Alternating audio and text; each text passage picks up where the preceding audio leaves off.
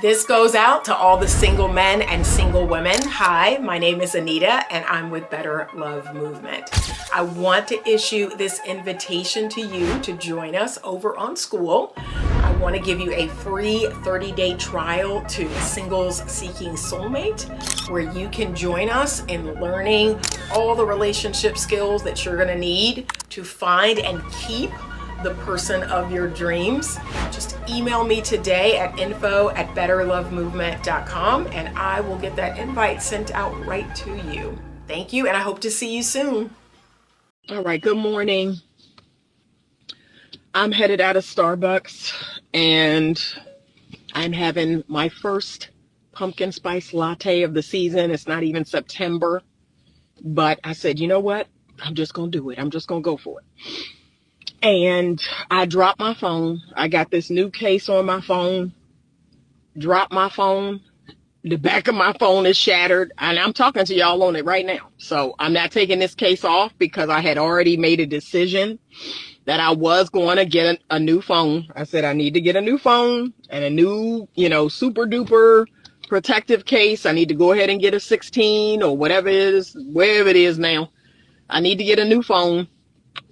But that was the confirmation right there. So I need to figure out the phone situation in the next couple of weeks. And you know what? It looks like I need gas. Anyway, I'm not on here to talk about that. Let me jump into what I'm on here to talk about. So if you do not know, I am I'm going to say a semi well-known. I am a semi well-known marriage counselor here in Richmond, Virginia. 80% of my business comes through referrals, right? So I don't advertise. This is what people always find so surprising, especially other clinicians. When I go to these clinicians brunches or clinicians dinners, they come over and they're like, what is your secret? How do you keep your book full and you don't advertise? Like, you don't advertise, you don't have Psychology Today. I actually do have a Psychology Today. It is through Stoudmire or Headway. It's through one of my third-party billers. So that's a perk. That's something that they give me for going through them to bill, but I don't pay for it. I don't pay for Psychology Today. I don't pay for advertising. And yet I have more than enough clients coming into my office. So a lot of people will ask me how do you do that? I said, well, 80% of the business that I receive is through referral. And so you do a type of work, and if that work is effective, if that work, lands with people, they tell other people. They let other people know, hey, you need to go to this person. This person's going to get you right. This person's going to make you think. This person's going to, y'all going to have some hard conversations in therapy. This person cares. This person is rooting for you and rooting for your marriage, right? That word gets spread around, and yeah, that's 80% of my business is through referral. And then sometimes other clinicians will refer me to their clients because, again, they know the work that I do. They've heard my name in certain circles and they know about me. So if you don't know, now you know. I am a marriage counselor. I am a couples therapist. That's 85% of the people that I have. I do still see some individuals, but they're people I've been seeing off and on for some time.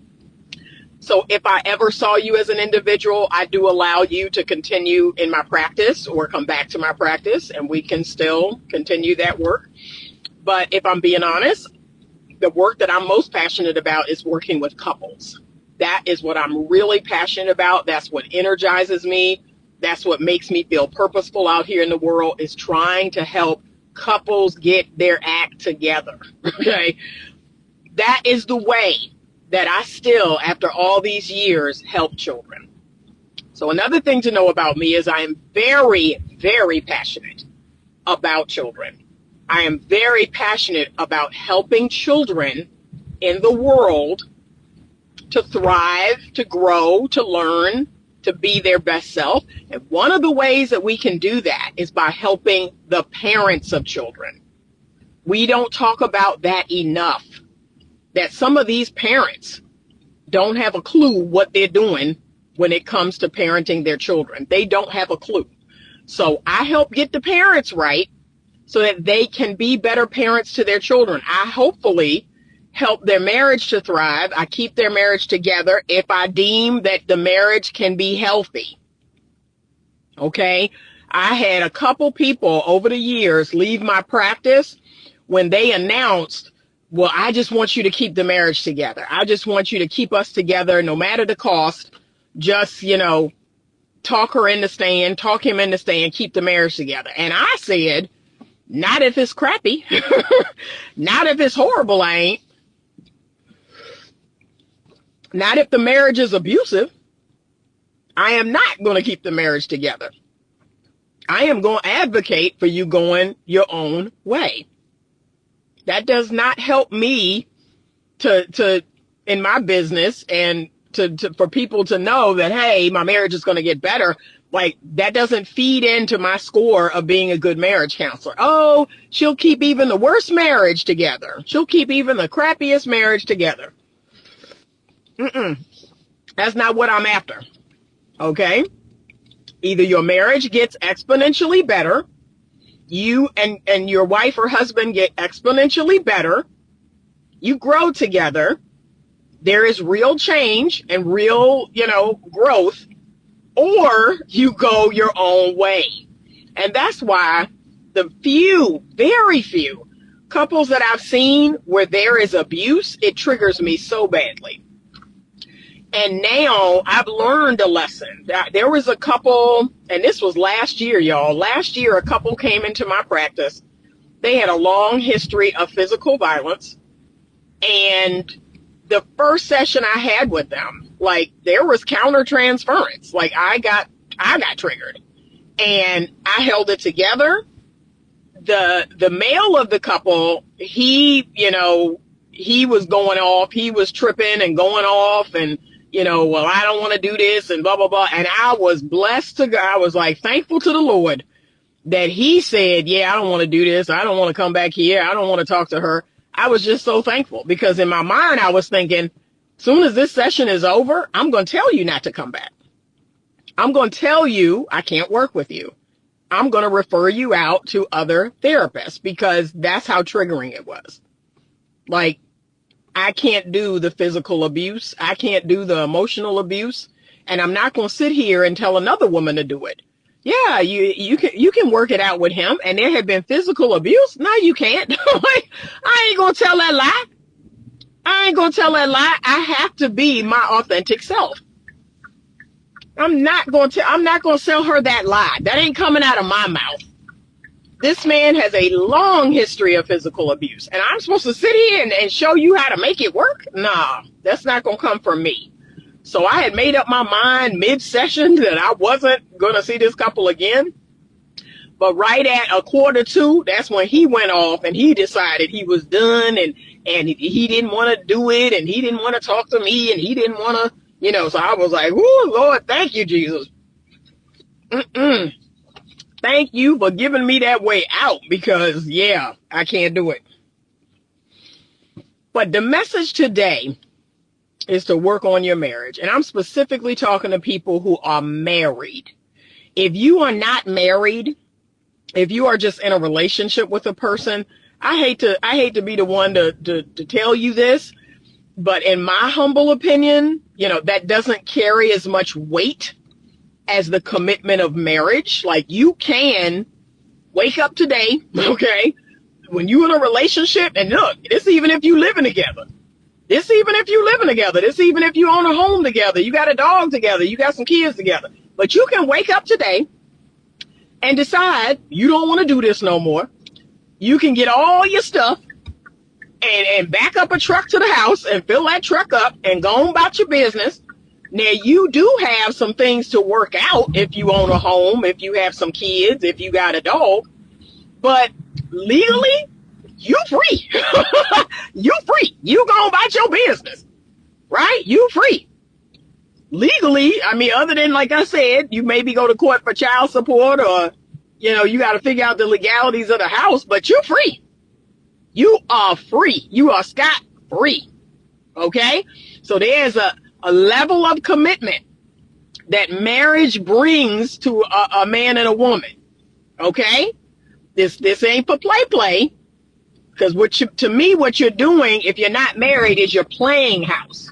You're playing family. You're playing house and happy family. That, to me, I hate to break it to you. Because some of y'all think it's real. And a lot of y'all are promoting it. Like, oh, you don't need the piece of paper. You don't need the government in your business and all that other stuff. Okay, go on over there. Don't tell that to me. But I'm talking to people who are married. These people have a level of commitment. If they're married, they're in the same home, they have a family, they have children.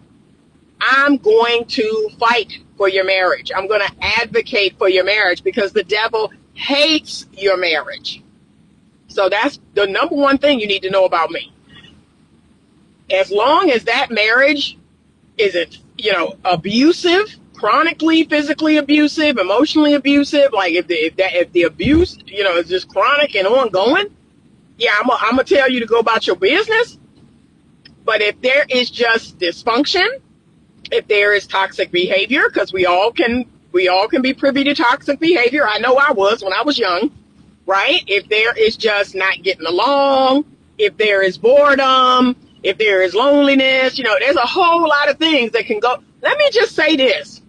Let me say this for the gentleman. There's a whole lot of things that can go wrong in a marriage that don't involve you cheating. And to the gentleman, there's a whole lot, to the ladies. There's a whole lot of things that can go wrong in the marriage other than you not having sex. Okay?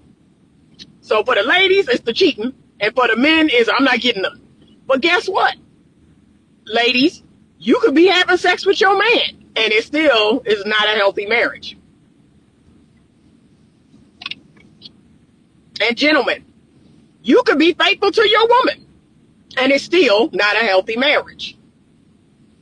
That's a lot of people I see. A lot of people I see, the man is not cheating, right? The woman is, they're having sex, but then it's not a fulfilling, satisfying marriage. It's not a connected marriage. It's not a loving, warm, no, there are still issues.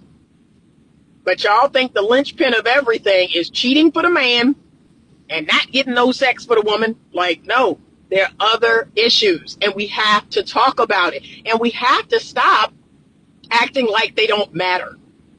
Oh, that's not that serious. Oh, that don't matter. Yeah, there are plenty of things in marriage that don't matter, that are dumb, okay? And I do point that out to people.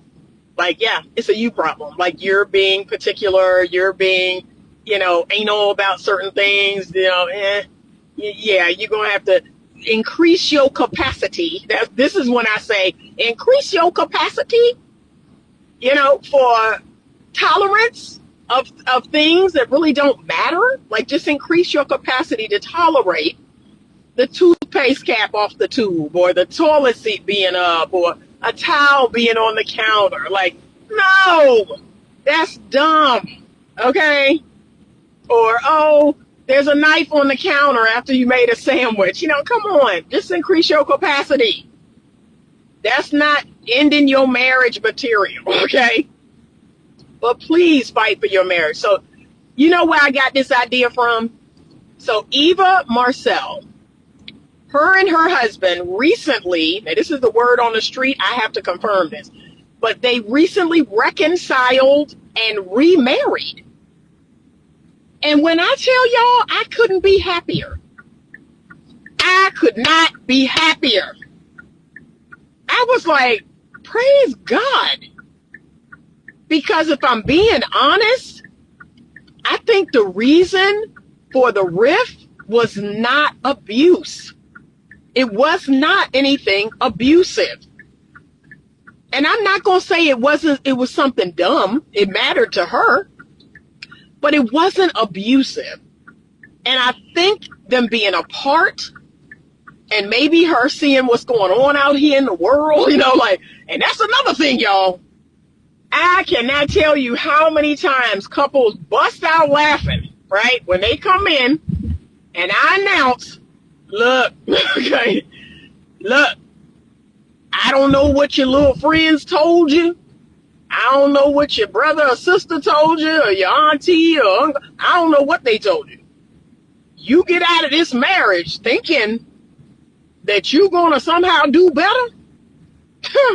You in for a rude awakening. This is the worst time in history to date, mate, marry, find real love. This is the worst time in history. Okay? So, again, if you leave a marriage due to abuse and you're like, Anita, I ain't thinking about nobody else. I'm thinking about saving myself. I'm thinking about my peace of mind. I'm thinking about my emotional health. Then you know what? There you go. But there are people out here that think that they're going to leave their marriage and jump into something 10 times better. You are confused. You are delusional. That is an outlier. That's a fool's journey, what you're about to go on. That's a fool's journey. You're going to jump, as the old folks say, you're going to jump from out of the frying pan into the fire. So that's the number one question I ask everyone in my practice if they're thinking about leaving the marriage. I say, look, if you never got another human being again to love you, to hold you, to caress you, to make love to you, to listen to you, if you never got that again, if you never got another romantic partner again, would you leave this marriage? That's the number one question I ask. Now, if they say, yup, then I believe them, because that was my answer. The pastor asked me that almost 22 years ago. I say, yeah, I'm good. They're like, I can't do this. Okay? This ain't even about another man. Okay? And I often tell men that. Y'all are under the delusion that a lot of women are leaving you trying to find other men. They're not. They're not. They're leaving you because of you. That's something that you tell yourself and you listen to online and you listen to in social media. And look, some of y'all live and die by that because that makes you feel better. Well, she just want to return to the streets. She just want to, she's some other dude involved. She want to be with some other man. Most women do not leave marriages and jump into other marriages. That's y'all's thing. That's y'all thing. And that's statistically proven. Most women do not leave their husbands and in a year or two are in another marriage. That's a man's thing. That's what y'all do. Okay? So, take with that, do with that what you will. But a lot of women, they have reached a boiling point where they're like, I just need to be alone. Like, I just need to be free and alone and not doing this. I just can't do this no more. All right, I'm parked. I'm going to look at some of y'all's comments. I haven't had a lot of comments, so. All right, good morning. Okay. Excuse me, y'all. I've been having all kind of throat issues. DMR_77. Wife says she has an emotional disconnect and is affecting our relationship. She feels I tend to the children more so than focusing on her, been trying to connect with her. And so here's what I'm going to say about that. Your marriage takes priority. And that hurts some people's little hearts. Your marriage is the priority. Your marriage is the container in which you are raising your children. So if the container breaks that your children are in, your children will suffer. Your marriage must take priority, and you must train your children to understand that. Like, my children know that when I was married to their dad, I would joke about it. I would laugh about it, joke about it. And even the men that I've dated, they're like, yeah, Ma's going to, if she remarries, she's going to prioritize her marriage. They know that. They know that. It's not, and it's not, they don't feel any kind of way about that. Because they know that now that they're adults and they've gone about their business, now what? So if I was still married to their dad and I prioritized them and focused on them and didn't give a crap about their dad and I wouldn't have any relationship. The relationship between he and I would be over. So the marriage is the container in which the children live in. You have to take good care of it. The container cannot crumble down around you all. You have to prioritize your wife. You have to figure out a way to do that while working and while maintaining other relationships. But again, life is about hierarchy. And this is what I tell my couples. What is most important? And once they make that list, you got to act like it. So if God is most important in my life, I have to act like it. I have to spend time with them and read the Bible and pray and talk to him and go to church and go to Bible study, right? That's a person whose priorities are in order. If I say I'm second to God, right under God is Anita, that means I have to look nice, smell nice. I have to keep up with my hygiene. I have to keep up with my self-care. I'm going to do my hair. I'm going to put on some makeup. I'm going to go to therapy and read all kinds of great books, and I'm going to educate myself. See, I have to act like the thing that I say is important because y'all love talking about what's important, but you don't act like it. You love saying God first, and you're not obedient. You're not obedient. You're not living the way God told you to live. You got a reckless mouth. You got a nasty mouth.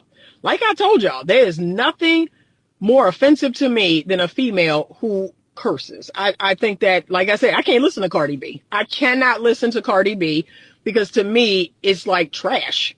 I don't care what she looks like. I don't care how much money she has. It's trash. Trash is talking to me right now. I just can't do it. So take care of your marriage. Figure out what that looks like. And I want you to also ask, does she find happiness in other places in her life? Because you're not the source of her happiness. So don't get into that dynamic. A man is not the source of his wife's happiness. That's something that's internal. She has to figure that out on her own. You should be contributing to her happiness, but you don't make her happy. Okay? Brianne Nicole says it's more harder for a woman to get remarried than a man. Exactly. That's why I say it whenever they talk that mess, I'm like, y'all the man. Look, men, let me tell you the audacity of men. Men will put their wife's body in the ground and 6 months later be in another relationship, and 6 months after that be married. Tell me I'm wrong. Tell me I'm lying. Tell me I'm lying. I can show you research. I can show you numbers that show I ain't lying. So, no, I'm not buying what you selling. Again, I watched a video yesterday, and it was all about, the lack of critical thinking and the intellectual laziness. Like, oh my God, when I tell y'all I was watching this video, I was amening the whole time. I was like, yeah, that's where we are. The rise of stupidity, the rise of entertainment. It's not about truth. It's not about knowledge. It's about entertaining you. And we're eating it up. We're buying it hook, line, and sinker. There is no critical thinking. People will listen to a 90-second reel that I have on YouTube, and they will infer all of this stuff about me. It's hilarious. I'm just thinking, bro, you don't know me. And I mean, that video right now, there's a viral video over there. It has thousands of comments. So I can't answer all those comments, but I'm not going to lie, y'all. I get irritated. I get so freaking irritated because I'm like, you got all that from 90 seconds? You got all that information about me from 90 seconds of me talking. It just irritates me so bad. And they don't think to themselves like, okay, let me go to other videos. Let me see more about this person before I leave this horrific comment underneath their reel. Like, you don't know me. God, it gets on my nerves. All right. PS_speak up. I agree. Balance is so important in prioritizing what matters. Yeah, you have to have a list of hierarchy. Every year I write out my list of hierarchy, and certain years things change, right? So certain years something goes up, something goes down. But if I'm being honest, for the last 5 years, my hierarchy list has remained fairly the same, right? It's remained the same. That list may change as kids come along, you get married, blah, blah, blah, different things in your life, right? That list is going to change, but you should be making that list every year. And if you do not know, December and January, those are my favorite months because they're reflective months. And January is the month of my birthday. Like, I'm very reflective end of year. I'm very reflective on my birthday, right? Because it's my time to self-reflect. It's my time to be alone with my thoughts. It's my time to continue to dream and hope and have desires for things. Like, I write all that stuff out. It's my time. And I just want other people to do the same. But that's when I do my hierarchy list. I redo my wants, don't wants, and needs list. I redo the self-discovery relationship tool. All of that stuff gets done in December and January. I create a vision board. Now I got a new way of doing my vision board. So my vision board is now a cork board. So I don't have to glue and paste and none of that. I can take things off, put things on. I've been doing that all year. I love this new system because it allows me to take something off, put something else on. Like, when things start coming to fruition, I can take it off. I can put it back on. I love this new cork board system. It is amazing. I've had a couple random companies send me money, and I'm talking cash money. There's some random companies that sent me cash money in an envelope in the mail. And what I do is I take that money out, I put it on my vision board. I do not spend that money, right? Anytime I get some surprise money or, like, wow, this company sent me $5, $3, $2, whatever, I put it on my vision board because I want to multiply it, right? I don't want to run out and spend it. I want to multiply it in some way through my thoughts, through, just the desire. But you got to prioritize your marriage. And that's a lot of couples with children. So let me tell you what the average couple in my practice looks like. And y'all, it's heartbreaking. Like, marriages don't stand a chance now. It is truly heartbreaking. I myself am trying to navigate through it, right? I'm still not trying to navigate through where we are in the world. And I'm doing this in real time, like right in front of my clients. I'm trying to navigate through what we're all going through, right? And I'm very transparent about that. I'm very authentic about that. I always share with couples, like, I wouldn't want to be you. I wouldn't want to be in this situation. My heart bleeds for you. I empathize so deeply with what you're going through. I can't even imagine what you're going through. Like, that's how much my heart hurts for the both of y'all. So let me tell you what my average couple is like, and then I'm going to get in here and do what I do, okay? The average couple, you got your husband, you got your wife. Maybe they met in college, maybe they met right after college. But they are in their mid to late 30s, maybe early 40s. They met. They liked each other. There's something there. They connected. They married. Within a year or two, they tend to have their first child, and they may have another child a year or two, 3 years after that. The husband works full time. The wife works full time. And they never sit down and they never really talk about, like, what is our plan? What is our goals? What is our vision? How will we achieve those things? So there's no couples goals. They may have some individual goals, but there's really no couples goals, family goals. They don't talk about any of that. They just wing it. They just wing it. And so what tends to happen is the man is doing fairly well in his career, and maybe he's trying to grow at his company. He's trying to make more money. He's trying to climb some sort of ladder. The woman is doing great in her career, but when she has children, now her focus is split. So her focus is split between work and her children. I don't see that as much with dads. I do see dads being more hands-on, but they are not torn, like, emotionally about leaving their children and going to work. I hate to break it to you, gentlemen, but that's not how y'all work. You compartmentalize. You see home as home and work as work. So those two things don't intersect. Okay. With a woman, it does. When we are at work, we are thinking about home. When we are at home, we're thinking about work. Okay. So that's just how we are as a sex, as a gender. Men and women are different, but men are not thinking about their kids when they're at work. They are at work, they're doing what they need to do, and they're making things happen. Women, not so much. So now her mental and emotional, all that is split in two. And she's expected to work like she doesn't have kids and mother like she doesn't have a job. Now let's add on to that women are higher in trait neuroticism. And what that means is they have a very low tolerance. They have a lower tolerance than men for negative emotion, for negative situations at home. So things like the house is messy, the house is dirty, right? They cannot tolerate, the house being dirty, the clothes being piled up, the bathroom needs to be cleaned, there's dog hair everywhere. See, they don't have the tolerance that men have for messes. Men have a very high tolerance for messes. See, y'all think that the men don't see the messes. They see the mess, and they like, so? What that got to do with me? What you want me to do about it? Right?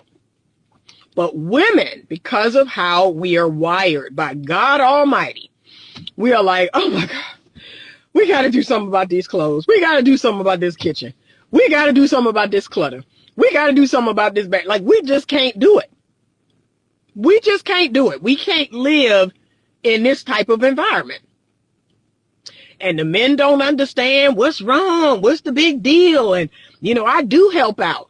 But a lot of men don't clean like a lot of women, So we're thinking, okay, yeah, you call yourself cleaning the kitchen, but it ain't how I clean the kitchen.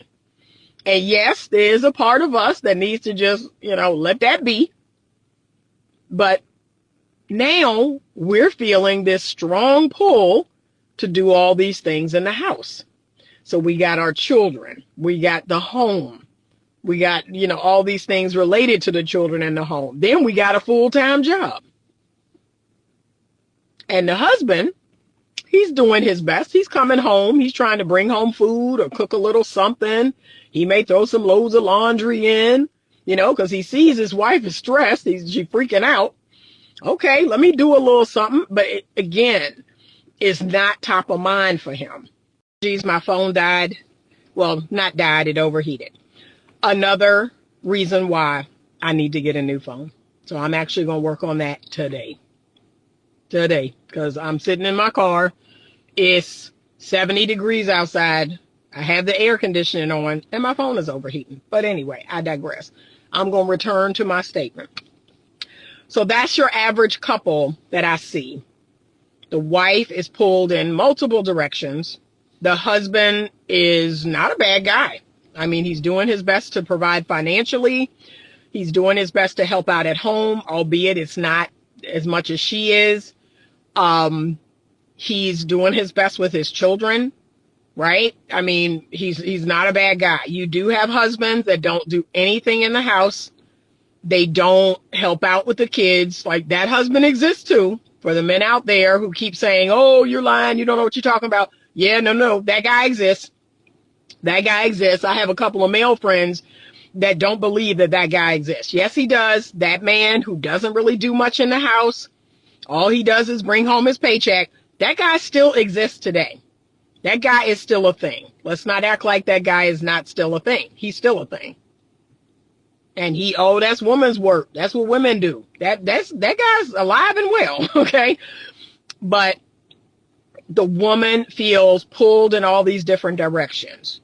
She has to, provide sexual fulfillment for her husband. She has to be his peace. She has to be a good mother to her children. She has reports and other things due at work, She has family members that may need her. She has friendships. Then she has her own self-care. She's pulled in a lot of different directions, which is another reason why women's well-being score on the emotional quotient test, their well-being score is lower than men. Men tend to score higher in well-being because men, by nature, prioritize themselves. They prioritize their wants and needs over others. They are less collaborative and more competitive. They're going to get theirs, okay? So all of these things, the ways that women are designed, the ways that men are designed, we have to be willing. This is what critical thinking is. It's taking into account all of these different things, not just looking at a 90-second reel and going, women suck, men are trash, like that. There's no critical thinking behind those comments. It's sheer emotion. It is sheer reactivity. And that's our world today. We don't sit and actually think about what is going on. We just react. We just let our emotions and our feelings about how we feel about the real. And here come our little fingers just typing away. So most of the marriages that I see, most of the couples that I see, they're good people. They're good women. They're good men. Now, yes, there are a percentage of women who are spending their spare time on TikTok, and that's a recipe for disaster. I keep telling them this. You don't have time for TikTok. Can I keep it real? You don't have time for Instagram. You don't have time for Facebook. Your number one focus needs to be your family and your husband. You don't have time for that. But yes, they'll spend an hour or two scrolling, and then before you know it, they fall into this comparison game. They fall into this, oh, I'd be better off game. They fall into this, that sounds like my situation game. And here we go. We're going to have some problems. And let's be honest, women fall prey to this more than men. Men fall prey to it too. The red pill content and the, this is what's wrong with your woman and all this other stuff. But women far out exceed men when it comes to this. Women are the ones that are online. Women are the ones that are posting online. That number is much higher than men. And then here come the discontentment. Here come the this what I ain't getting. Here we go. And that's when the problems start. But I tell married people, you don't have time for social media. Can I be honest? You do not have time. I'm so glad this thing wasn't around. I ain't got that kind of time. All this stuff that need to be done, all these things that are so much more important than scrolling on TikTok, I don't have that kind of time. I'm a content creator and I'm on here an hour a day. So that'll tell you right there. I don't have hours and hours to give to Instagram or Facebook, or I don't have a TikTok at all. I don't have hours and hours a day to look at YouTube videos. I am busy creating, not consuming. So I ain't got that time. And look, I am unmarried. My kids are grown. And this is me telling you this. And you married. You got 3 kids, a full-time job, and 2 dogs and a cat at home. And you got time to scroll on TikTok. That's wild. That's wild to me. So, leave that alone.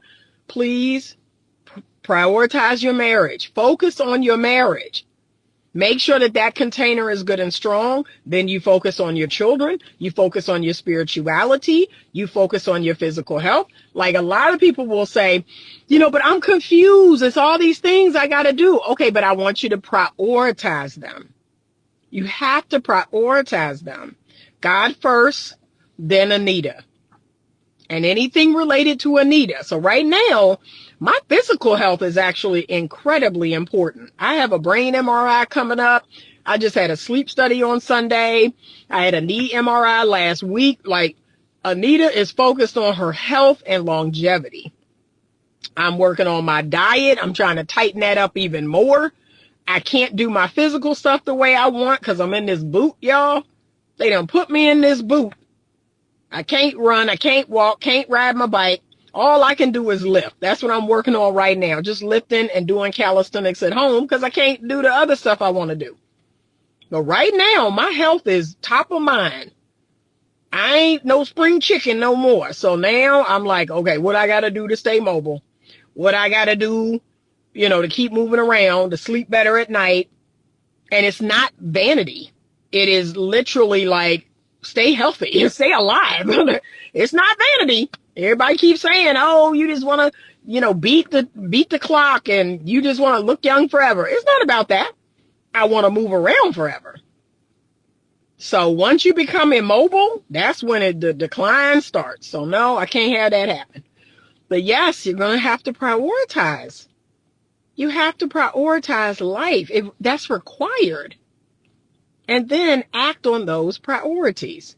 Put your life in order and then act on those priorities. And can I be real? This other thing I see in couples, in marriages. Y'all put so much crap on your plate. You put so much crap on the tray of life, right? I've given this, let me show y'all something. Let me see if I got something in here. I've given this analogy before. I'm going to give it to y'all now. You ready? Okay, this is something I bought my daughter to go in her room at the dorm. I like to carry, so imagine this is a tray. This is a tray. I like to carry my tray with one hand like this. You see that? This is my tray of life. This is how I like to carry it. And so that means that it cannot be overburdened. It cannot be weighed down. It cannot be unevenly distributed. If I'm going to carry it with one hand like this, it can't have too much weight on it, and it can't be unevenly distributed because I have to be able to carry it with one hand. You see that? This is what most people do. They carry it with two hands, and then it is so heavy. It is so weighed down. It's like, oh, God, okay, I got this, I got that. Oh my God, I'm barely carrying this thing. And look, who is to blame for that? And y'all know I don't talk about blame often, but I'm gonna use it in this instance. Who is in charge of that? Who is the cause of that?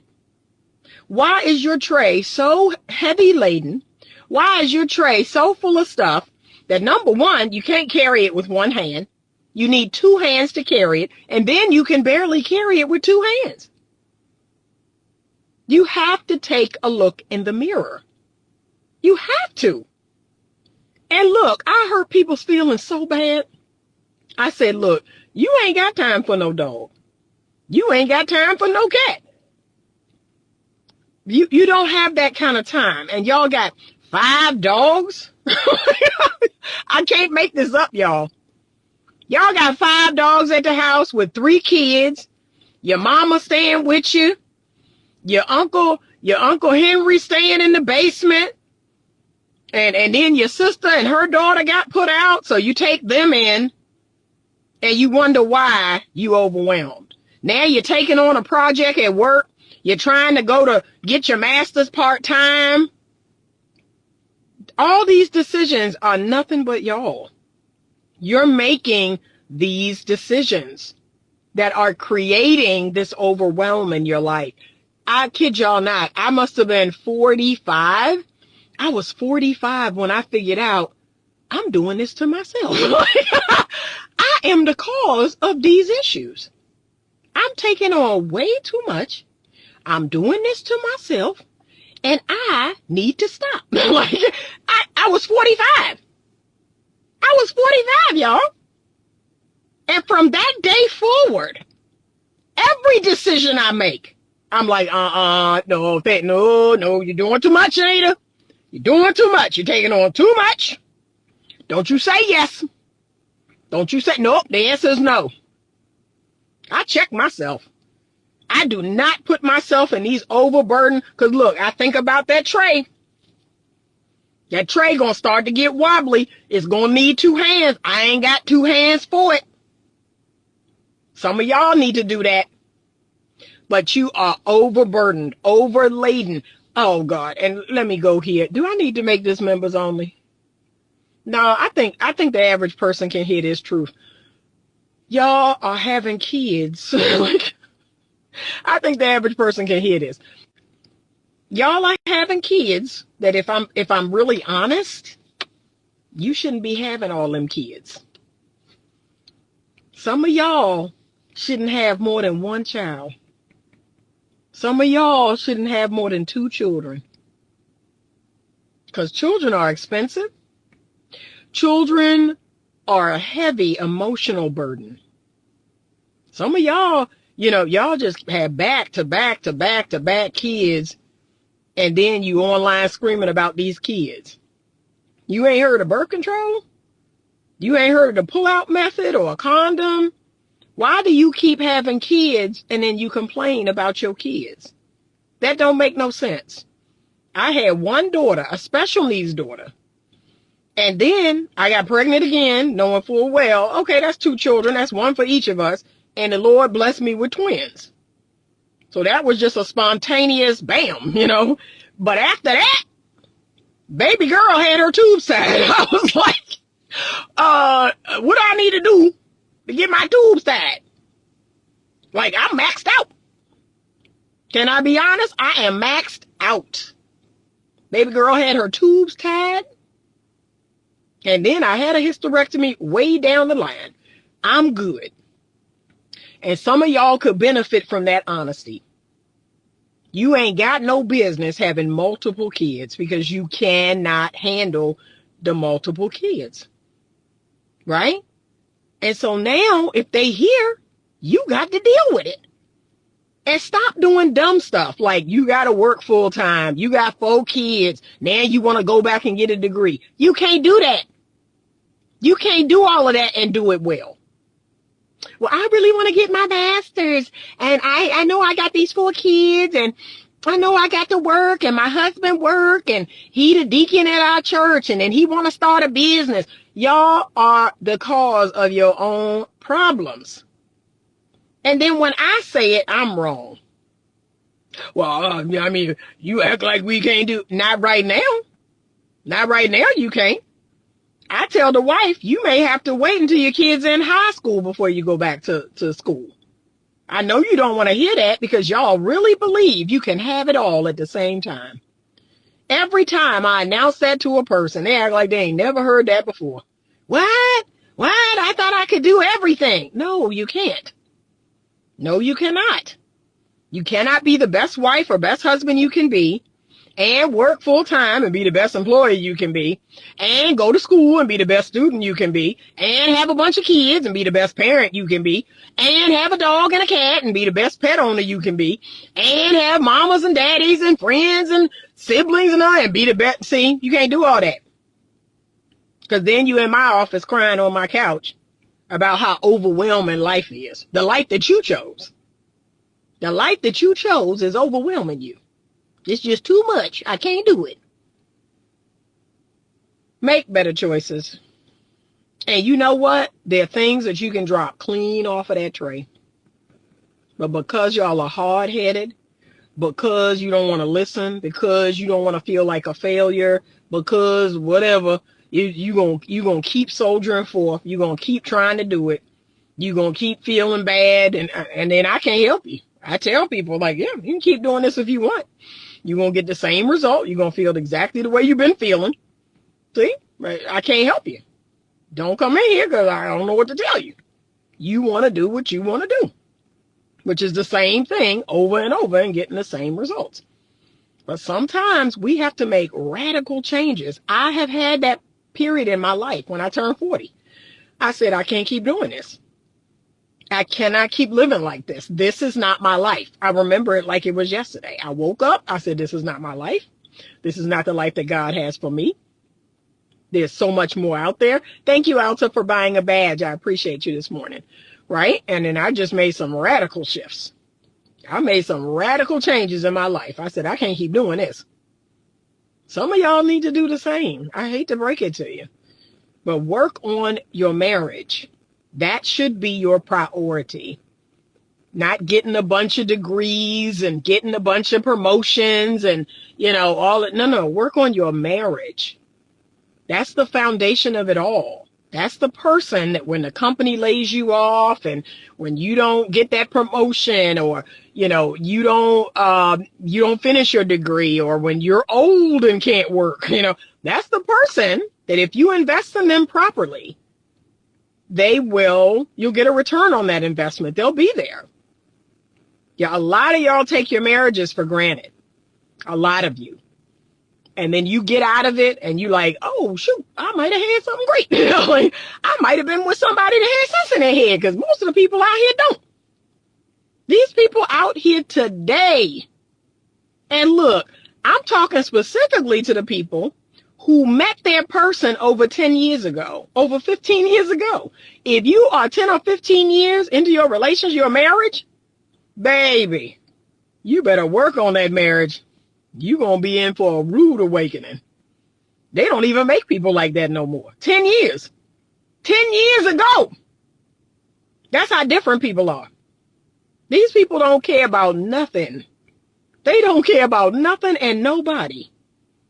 And you think you're going to find somebody better? But y'all, I praise God when I saw that Eva and her husband reconcile. I did. I want to see that more. I do. I was rooting for Tia Mowry and Corey Hardrick. I was like, let's do it, y'all. Let's do it. Let's go ahead and wake up. Let's go ahead and get right. Let's go ahead and do, let's come on back together. Let's come on back together now, because let's apologize. And I wanted to see a public apology. I wanted Tia to publicly apologize to Corey. Let that be the new foundation of the new marriage. And let's just come on back. Because there ain't nothing out, baby, that, shoot. So again, unless you prepared to be on your own, unless you prepared to just rock this life out on your own, and a lot of y'all not. Y'all ain't about that life. Like I keep telling y'all, I'm older. Okay, I'm an older woman. I've lived a rich, full life. I have experienced 80 to 90% of what I wanted in this life. I've had a great life. So yeah, I could sit down. I could help other people, teach other people. That'll do it for me. Like, I'm fulfilled. I could get my land and put my tiny homes on my land and have my little garden and rent my little tiny homes out and have my dog and have my little pygmy goats in the back and my garden, and I am good. Have my chicken coop. And y'all get up every day and praise the Lord. And I'm good. And the Lord will bless me. But most of y'all ain't built that way. Most of y'all ain't built that way. Okay, DMR_77 says, after 12 years, how can you make it better? Number one, you're going to find yourself a really good couples therapist. That's the first step. You're going to invite a stranger into your business. And the reason why that's important is because they don't know y'all. Like, they're not going to tell anybody. But they are trained. They're clinically trained. And if they're older like me, they have life experience where they're going to give you some healthy relationship skills. That's all a successful marriage is two people that are imperfect, but they are willing to use healthy relationship skills, right? So they're open to growing. They're open to changing. They're open to doing ego work. They're open to connecting. They're emotionally available. They want the marriage. They're committed. That's all it is. Y'all seem to think that these people who have good, loving, long-term, fulfilling marriages, like they're some sort of unicorn. They're really not. I can teach you how to do it. But number one, you have to want to learn. And a lot of people don't. Baby, a lot of people, they come into my office and I can read it all over them. They don't want to learn. They don't want to change. They don't want to grow. They're not willing to do the work. And I'm going to be honest with you. I don't like those clients. Those are not the clients that I want to work with. But because the other person wants it so bad, I say, okay, we're going to give it a shot. But I can tell one of y'all don't care about this. One of y'all is not truly committed to growing. But I try. I do my best. But when both people actually care, when both people, like I have a new couple right now where I do feel that from both of them. I feel it from the husband. I feel it from the wife. They both care. They're both committed. They both want to see growth and change in each other and in the marriage. I can work with that. But both of y'all have to. I've seen husbands come in where they want it and the wife don't want it. The wife is completely checked out. I'm like, yeah, we can't get any real work done. She just biding her time. So yeah, you both got to want that. But find yourself a good couples counselor. Get in there once a week. Do the work. Actually work on the things they tell you outside a session. That's the number one reason why I always tell people couples therapy doesn't work, because you check a box. You come into my office and go, tick, went to couples therapy this week. And then the rest of the week is the exact same thing y'all been doing. Yeah, of course nothing is changing. You're not applying any of the knowledge that you're learning. You're not doing the homework. You're not coming back and talking about what happened outside of session. You're not having hard conversations outside of session. You're not working on your attachment style. No wonder the marriage is the same. So yeah, you're going to have to do some work. You're going to have to prioritize the marriage. Okay, prioritize each other. Have fun. You know what really irks me when I see married couples that just don't look like they're having fun. I cannot be in a marriage. I cannot be in a relationship where I am not having the time of my life. I'm just like, what is happening? And it's not to say that things won't get hard. We'll all go through hard things, but I mean, these people look like this every day. I'm like, every day you look like this is the hardest thing that you're doing with your life? Nah, I'm gonna pass. Every day of my life, I'm having a good time. I'm laughing. I'm having fun. I watch Kings of Comedy. Me and my daughter watched Kings of Comedy yesterday. I rolled on the floor laughing like I watched it for the first time. So, talking on the phone to my friends, hanging out. Like, that's the life I want to have. I don't want to be with somebody and be miserable. I can do that on my own. But guess what? I don't do that on my own. I have a great life. So have fun. Inject some novelty. Go on adventures. Flirt with each other. Like, what are y'all doing? What are y'all doing in these marriages? I just don't understand it. So I don't see many marriages out there that I envy.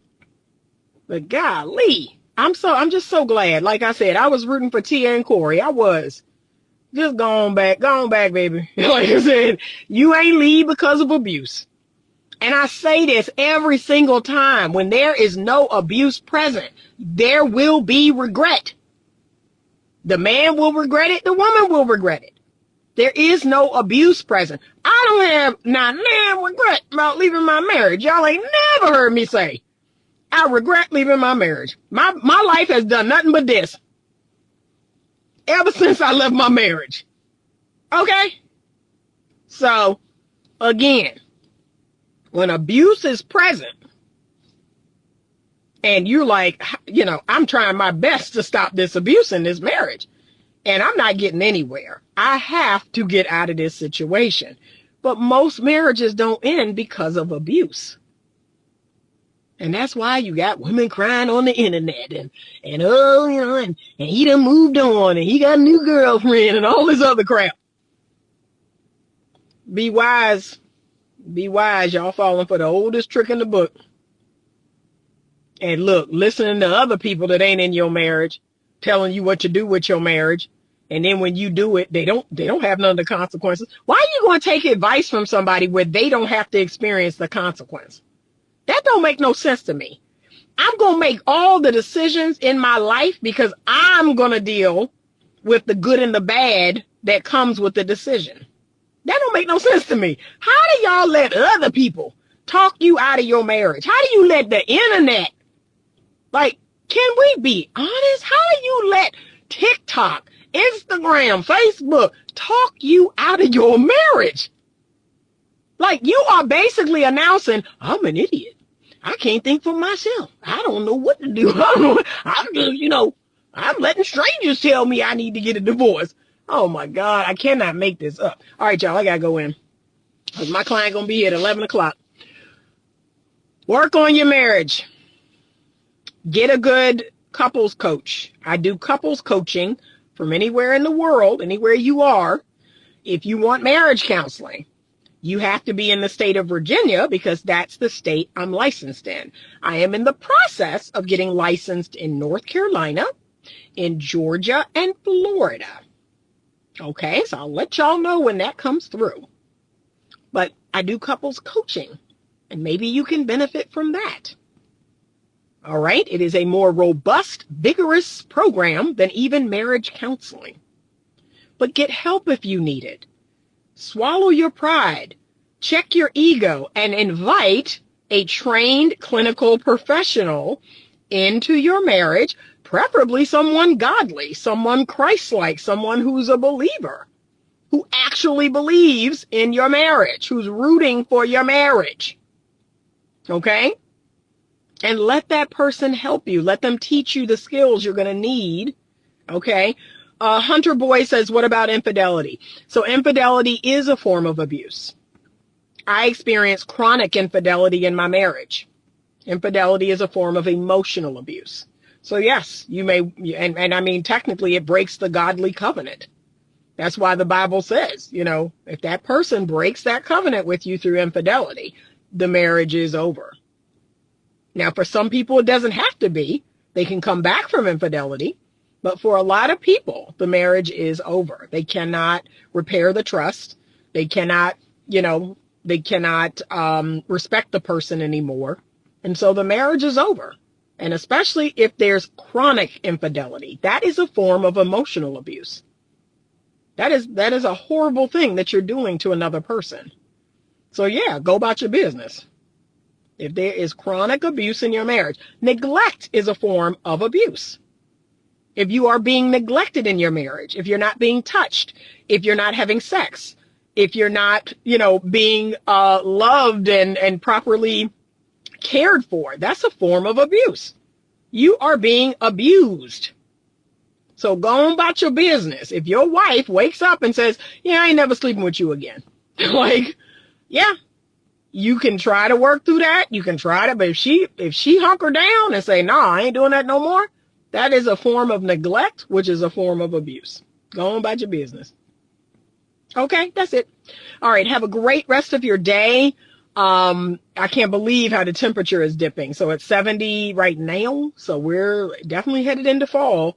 And is it this weekend? Or is it next weekend that we have Labor Day? I think it's this weekend, right? Don't we have Labor Day this weekend? Yeah. So y'all, this year is flying by. We're going to be in September. Oh my gosh. All right, y'all. Have a great day. Thank you so much. Everything you need to know about me is in the description box below. I may include a clip in here of Eva and her husband getting back together because, like I said, it just makes me smile. It makes me happy. I want to see other people work through the stuff in their marriage. It's just a mess right now. Like I said, it's a mess right now. And if you think that you're going to jump into something better, you're fooling yourself. You really are. And then you're an outlier if you do. But for the most part, like I said, unless you're being abused, I want you to try to work through the things in your marriage. All right. I'm rooting for you. God is rooting for you. The devil hates marriage. That's why he is attacking relationships between men and women. If he can cause you all to hate each other, if he can cause you all to stop marrying each other and stop having children, he wins. He wins. So remember that. So people who are spouting anti-marriage, you're pro-devil. And I tell men that. Any man who says he is anti-marriage, you are on the devil's side. Sorry, not sorry. That's what you're saying. So, I don't, like I said, it's easy to walk away from those men.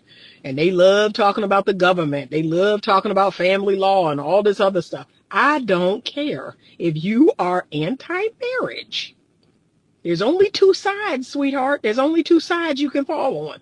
The Lord's and the devil. There is no in between. And you telling me what side you on. So that's it. All right. Have a great rest of your day. Thank you so much for watching. I appreciate you all. Y'all, I'm going to get my phone together. Because I've had a couple people email me like, do you need money for the phone? I'm going to get my phone together, y'all. Have a great day. I appreciate you all. And as always, stay open to love.